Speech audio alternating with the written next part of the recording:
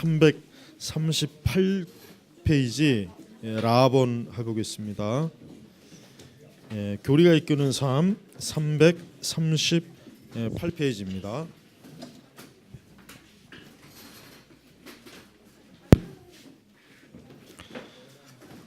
교리가 이끄는 삶 338페이지 보면은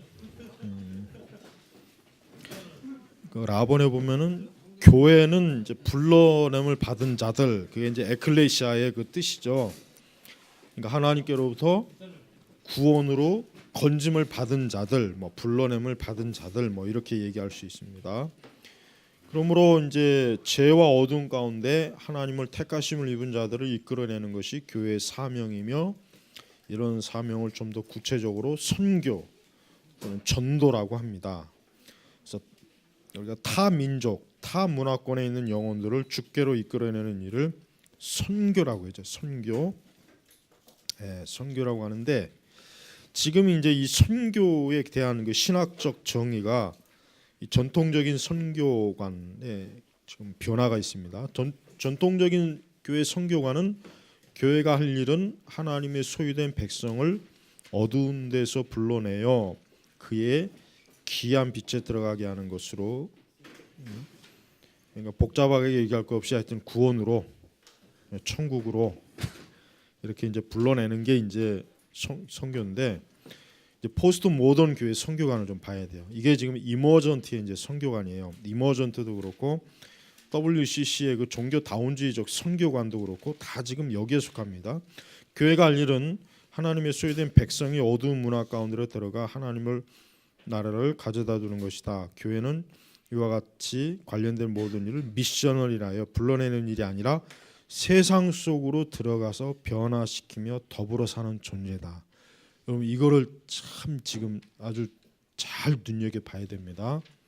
자, 교회가 이제 뭐 아까 제가 잠깐 얘기했지만 뭐 지역 사회를 위한 교회, 세상을 위한 교회, 세상에 참여하는 교회, 또 이제 선교 개념도 어두운 데서 불러내는 것이 아니라 우리가 거기 들어간다, 들어가서 뭐 변화시킨다, 이런 개념이고, 여기서 또 한 발자국, 이 책에는 지금 안 나와 있지만 더 한 발자국 나오는 이머전트 선교 개념은 우리 거기에 가서 이제 기독교, 우리 복음을 전하는 것이 아니라 그 사람들이 믿는 종교를 더 잘 믿도록 돕는 거. 이게 새로운 종교 개념, 선교 개념이에요. 이게 WC 선교 개념. 그러니까 선교라고 하는 것을 우리가 이제 예를 들면 어느 타 민족, 어느 국가에 가서 예수 그리스도를 믿으시오. 예수는 안 믿으면 심판받습니다. 멸망합니다. 지옥 갑니다. 이거는 굉장히 잘못된 선교다 이게. 잘못된 선교니까 이런 거 이제 하지 말고 그들이 원래 가지고 있던 그들이 가지고 있던 신앙을 더 잘 믿도록 북돋아 줘라. 그리고 그 사회와 그곳의 어떤 참여해라. 어떤 문제점들을 고쳐줘라, 도와줘라. 그래서 선교 개념이 이렇게 지금 바뀌었어요. 그래서 선교 개념을 우리는 전통적인 선교 개념으로, 그러니까 전통적이라기보다는 성경적, 즉 하나님께서, 예수님께서 성육신으로 이 땅에 오셔서 우리를 건지시고 구원하셨지 않습니까? 예수님은 이 땅에 오셔서 뭐 사회 참여를 하시거나 정치 참여를 하시지 않았어요. 영혼 구원하시는 일에 예수님은 십자가에 사역을 했지 않습니까? 그러니까 교회도 마찬가지죠. 교회가 할 일이라고 하는 것은 철저하게 그리스도의 복음을 선포하는 겁니다. 교회는 뭐 전도건 뭐 선교건 간에. 근데 그것이 반발을 불러일으키고 또 반대를 불러일으킨다고 해도 마찬가지예요. 그래도 우리가 가지고 있는 이 선교, 복음 전도 선교 개념을 그대로 가지고 있어야지, 지금 예를 들면 아까 말한 것처럼 잘못된 선교 개념은 예수 그리스도를 드러내는 선교가 아니라 그냥 그들이 가지고 있는 종교, 그들이 사회, 그걸 존중하라, 이거 존중해주고 그들과 그냥 함께 어울려라. 너의 그 독단적인 그 진리 주장을 하지 말아라. 이게 지금의 선교 개념이에요. 이런 선교 개념으로 많이 지금 돌아가고 있어요. 많이. 그래서 우리가 이거를 주의해야 돼요. 주의하는 정도가 아니라 이거 참 아주 대단히 잘못된 거죠. 예수 그리스도의 이름을 선포하지 않고 전하지 않고 어떻게 선교가 되겠습니까? 어떻게 전도가 되겠습니까? 안 되죠. 우리는 이 부분에 있어서는 어떤 타협도 하면 안 돼요. 물론 이제 지금 이제 문제는 뭐냐면 참 희한하게도 지금 세상이 의외로 상당히 종교적인 세상이 더 많이 돼버렸어요. 지금 세상이 종교를 그렇게 혐오하는 책들이 그렇게 나오는데도 사람들은 더 종교에 굉장히 많이 빠져요. 그런데 그러나 이제 우리 기독교는 또 유난히 그 사람들이 그러니까 여기서 말하는 기독교는 절대주의를 주장하는 기독교. 그러니까 다른 종교는 진리가 아니다. 다른 종교는 참 구원이 없다. 이렇게 말하는 우리 기독교는 지금 굉장히 혐오 대상이 되는 종교가 되었습니다. 그러니까 예수 그리스도만을 믿습니다. 나는 예수님 아니면 구원이 없습니다. 예수님만이 모든 사람이 믿어야 됩니다. 이렇게 설교를 하거나 이렇게 전도하는 사람들은 지금 혐오 대상이 되고 이 사람들은 지금 종교 차별주의자로 지금 또 이렇게 취급받고 있어요. 종교 차별주의자. 아마 더 시간이 가게 되면 이제 예수님의 이름을 증거하는 것 자체도 이제는 아마 또 이제 제재가 올 그럴 때가 분명히 올 것입니다. 우리가 이런 부분을 알아야 됩니다. 자, 요즘 교회들의 표어나 소개 내용 가운데 건강한이라는 거, 그죠? 참 이 말도 정말 참 쓰면 안 되는 말인데 이런 말이 이렇게 교회에서 쓰일까? 건강한 목회, 건강한 신앙생활, 건강한 교회, 건강한 교회. 둔학에서 또 이런 말 많이 써요. 건강한 교회. 그러면 도대체 그러면 건강하지 않은 교회는 또 뭐냐 이게? 건강하지 않은 교회는 둔학이 안 하는 교회가 건강하지 않은 교회, 안 하는 교회. 자, 이런 건강한 교회는 외적으로 건강한 규모나 재정 또는 내적 실속 있는 프로그램에 잘 갖춰져 있는 교회인지 아니면 앞에서 이미 학습한 무용교회 교회인지 판단해 보자 했는데 우리는 건강한 교회라는 말 자체를 쓰면 안 됩니다. 왜냐하면 교회에다가 감히 건강하다, 건강하지 못하다 하는 말보다는 어떤 말을 써야 됩니까? 교회가 타락했느냐, 타락하지 않았느냐, 성경적인 교회냐, 성경적이지 않은 교회냐 이런 말을 써야지 건강한이라는 용어를 갖다 붙이면 안 돼요. 건강한다는 용어는 잘못된 거예요. 그거는 성경적 원리로 교회를 판단하지 못하게 하는 용어 혼돈이에요. 용어 혼돈. 그러니까 아주 조심해야 돼요. 그러니까 우리는 어떤 일이 있어도 어떤 용어를 마구잡이로 쓰면 안 됩니다. 건강한이라는 용어는 좋은 게 아니에요. 그런 용어를 쓰지 마세요. 자, 종교와 영성이란 말을 비교해 볼 때 종교는 유용교회와 깊은 연관성이 있고 영성은 무용교회와 깊은 연관이 있는 것을 생각할 수 있다. 현대교회 화두는 영성이라 할 정도로 공적인 예배보다는 소그룹별 영성훈련이나 개인적 영성훈련에 치우치고 있다. 이런 영성을 추구하는 프로그램을 적극 활용하는 교회들은 순수한 교회로 돌아가려고 하는 교회라 주장한다. 자, 데이비드 웰즈가 이 점에서 이제 잘 지적했습니다. 거기 보면 미국의 종교의 형태가 아닌 영성의 길을 기울인다. 이런 경향 때문에 영적인 것을 위한 발현의 기회는 매우 쉽게 얻을 수 있으나 진정으로 성경에 근거한 태도는 유지하기 어려워진다. 왜냐하면 그런 태도는 종교의 일부가 되기 때문입니다. 구도자가 몰려오는 교회는 쉽게 세울 수 있다. 성경에 바탕을 두는 신앙이 참된 제자로 성숙하는 교회를 세우는 일은 매우 어렵다라고 이렇게 나와 있습니다. 자, 우리 445쪽에 이제 줄을 한번 보십시오. 로마 카톨릭은 물론 고대 철학이나 신비주의 용어에서 나오는 영성이 이제는 성경에서 나오고 칼빈이 강조하는 경건을 대체해 버렸다. 그렇죠? 자, 영성이라는 말은 쓰지 마십시오. 일단 여러분 혹시 하여튼 영성이란 말은 절대 우리 입에서 끄집어내면 안 됩니다. 영성이란 말 자체는 뭡니까? 이거는 카톨릭적인 개념이에요. 그리고 영성이란 말은 근거가 없어요. 왜? 영성이라는 말은 마치 구원받은 신자들에게 애시당초부터 영적이지 못하다는 영적인 것과 영적이지 못한 사람이 있다는 게 차별을 주는 거예요. 그러나 모든 성도는 다 그리스도인이에요. 모든 성도, 그가 진정 거듭난 사람이라면 성령이 내주하시는 사람이에요. 영적인 사람이에요. 그러니까 우리가 굳이 영성 훈련, 영성이라는 말 자체가 필요 없는 거예요. 그러나 영성이나 영성 훈련이 필요한 사람들이 있어요. 누가 필요합니까? 수도사들이 필요한 거예요. 수도사들, 사제들, 신부들, 수녀들.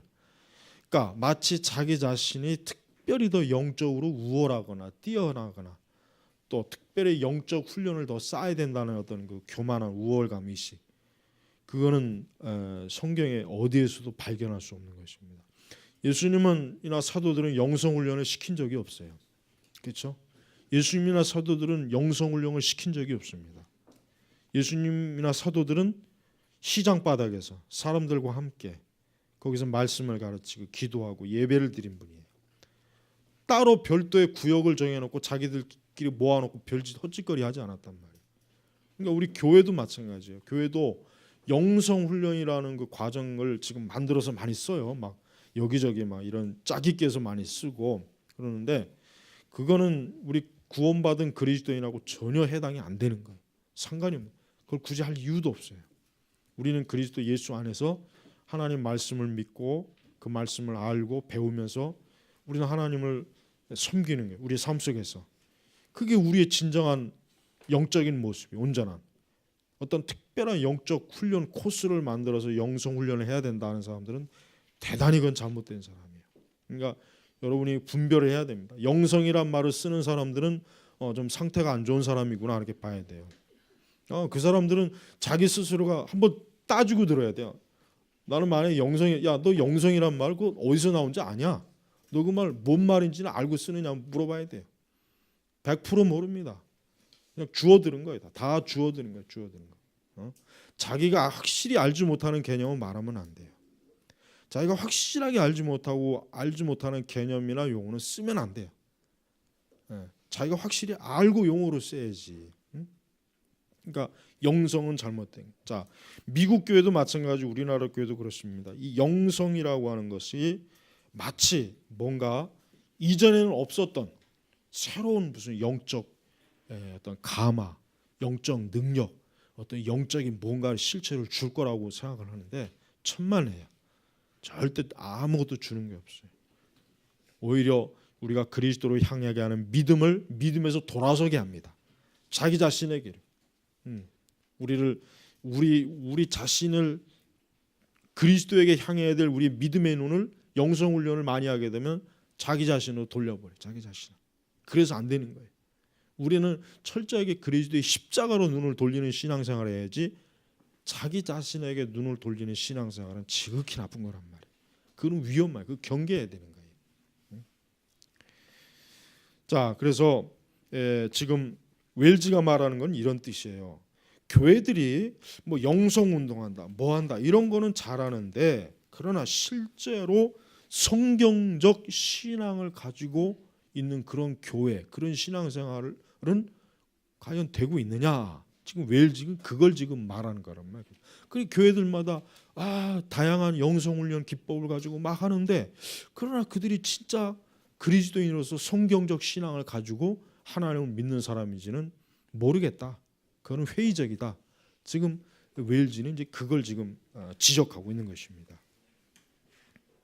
자, 4로 넘어가서 어느 메노나이트 교회 목회자가 말한 교회의 정의를 살펴보고 개혁주의 교회 관점의 무용교회와 다른지 또는 같은지 비교해보자. 자, 교회는 자신의 심령과 관계 속에서 하나님이 통치하시는 것을 기꺼이 받아들이는 사람들의 모임입니다. 교회는 하나님 나라의 백성으로 되어 있다. 교회는 예수님의 길을 따라가는 순종하는 제자들로 구성된 그리스도의 몸입니다.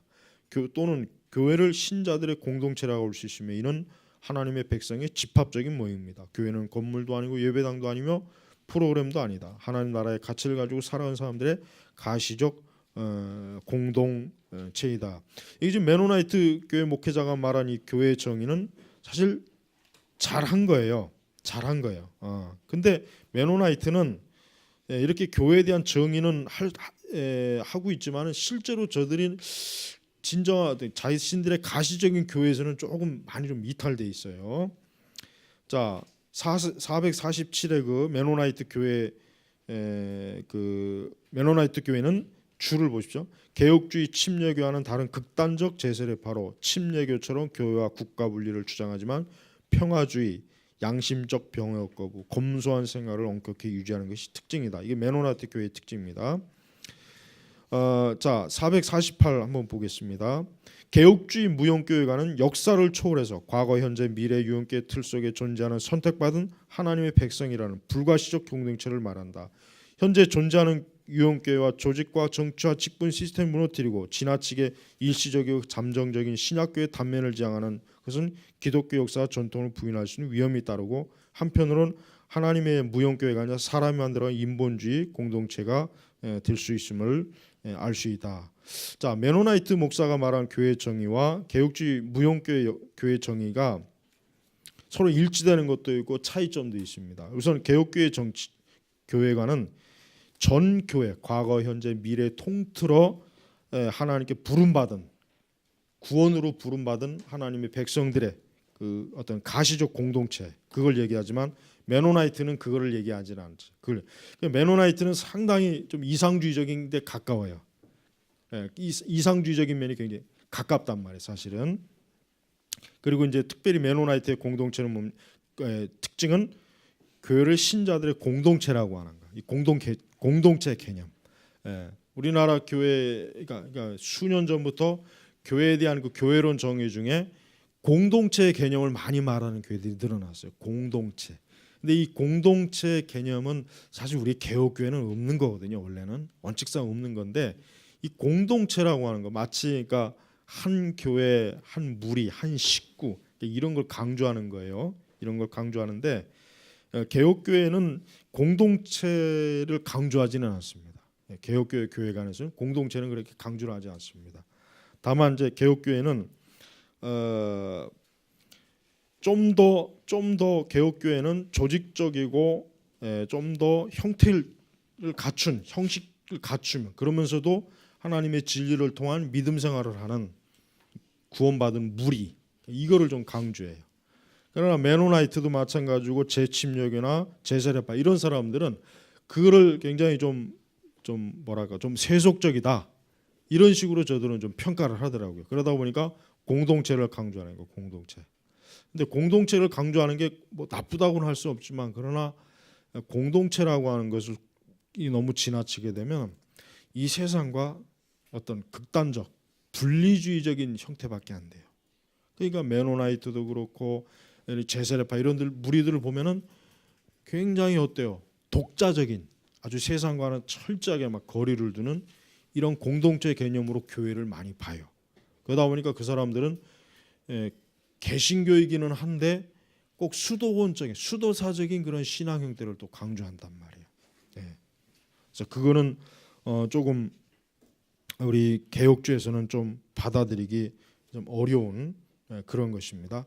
그러나 메노나이트 말한 것 중에 교회는 어떤 건물도 아니고 예배당 프로그램도 아니다. 하나님 나라의 가치를 가지고 살아가는 사람들의 가시적인 공동체다. 요거는 좀 우리가 관심을 가지고 일단 귀를 기울여야 돼요. 왜냐하면 지금 개신교는 의외로 교회를 건물, 예배당, 프로그램으로 규정하는 사람들이 많아요. 목회자도 그렇고 성도들도 그렇고 겉으로는 아니라고는 하지만 은연중에 이런 인식이 강하단 말이에요. 하지만 그것이 아닙니다. 먼저 참된 복음에 대한 믿음, 그런 믿음이 없이는 어떤 교회라고 하기는 어려운 것입니다. 자, 우리 R로 넘어가면은 위에 메노나이트 목회자가 말한 교회 정의와 다음 가정교회 정의를 비교해 보자. 둘 다 신약교회 또는 초대교회 삼각 구조를 틀을 지향한다. 자, 보면은 자, 아까 가정교회 제가 좀 말했죠. 가정교회는 일반 가정 안에서 초자연적인 능력을 통해 공동체적으로 기독교 삶을 사는 한 방식이다. 가정교회는 구원받은 사람들이 지역사회 가운데 살아가는 방식이다. 가정교회는 제자들이 일상생활 속에서 함께 예수님을 따르는 유기적인 방식이다. 가정교회는 진정으로 회심한 사람들이 자신들을 위한 삶을 포기하고 하나님 나라의 가치를 따라 공동체를 시작한다. 그러니까 말은 좋은데 가정교회는 하나님께서 교회에 세워놓으신 정상적인 형식과 제도와 틀을 무시한단 말이에요. 그러니까 이 사람들은 목회자도 이 사람들은 필요가 없다 이거예요. 목회자도 이 사람들은 세우질 않아요. 예, 목회자도 하나님이 세운 정상적인 목회자도 이 사람들은 거부합니다. 그러니까 순수하게 유기적 교회라는 게 참 문제예요. 유기적인 교회라는 얘기는 살아있는 교회, 어떤 생물체적인 뭔가 활동하는 교회라고 했는데, 그러면 다른 교회들은 다 죽은 교회라는 뜻이에요.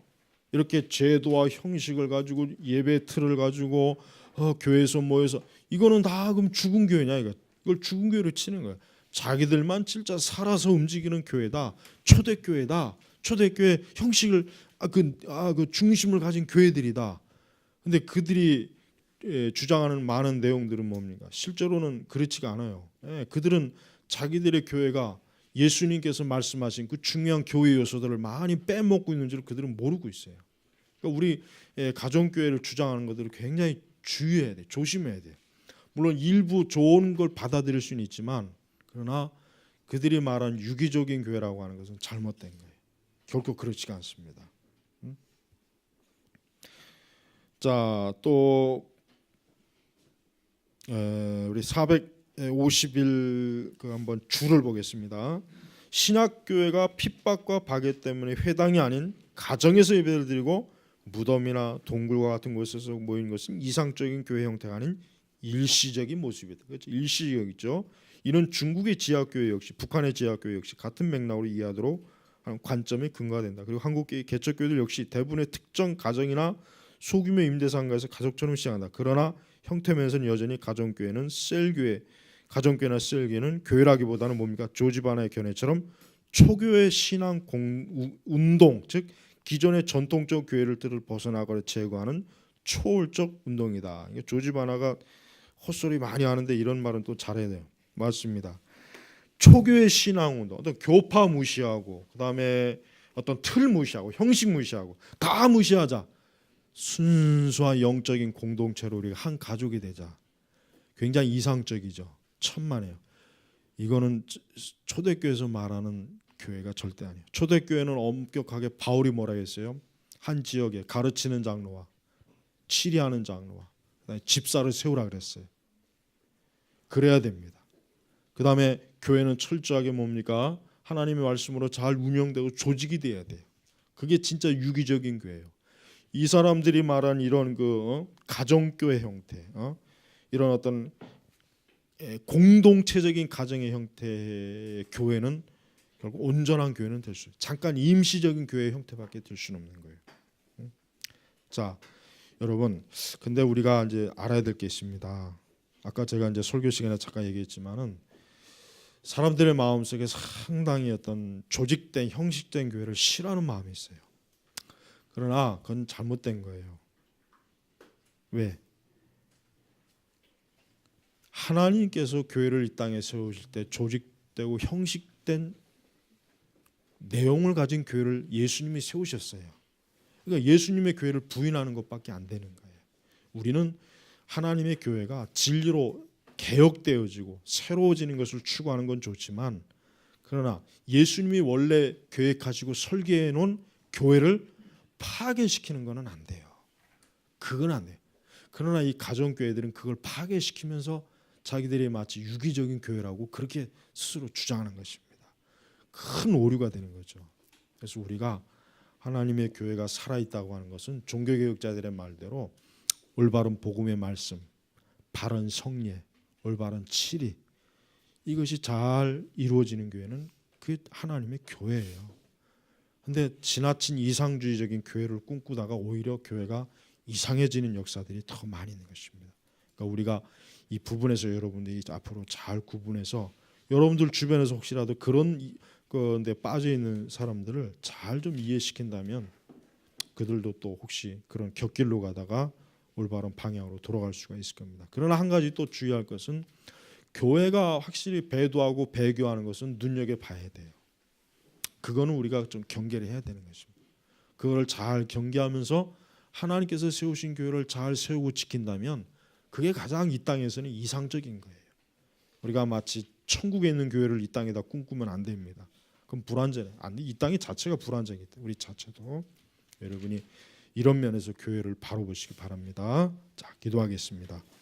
하나님 아버지, 하나님이 세우신 교회를 성경적 원리대로 바르게 보고 세우고 그 교회를 우리가 사모하는 마음으로 지키고 섬긴다면 그것이 말로 가장 주님이 기뻐하시는 줄 압니다. 우리가 거기에서 좌우로 불필요하게 참 오류의 길로 가지 않도록 항상 잘 균형을 맞추시도록 도와주시옵소서. 감사하며 예수님의 이름으로 기도 올립니다. 아멘.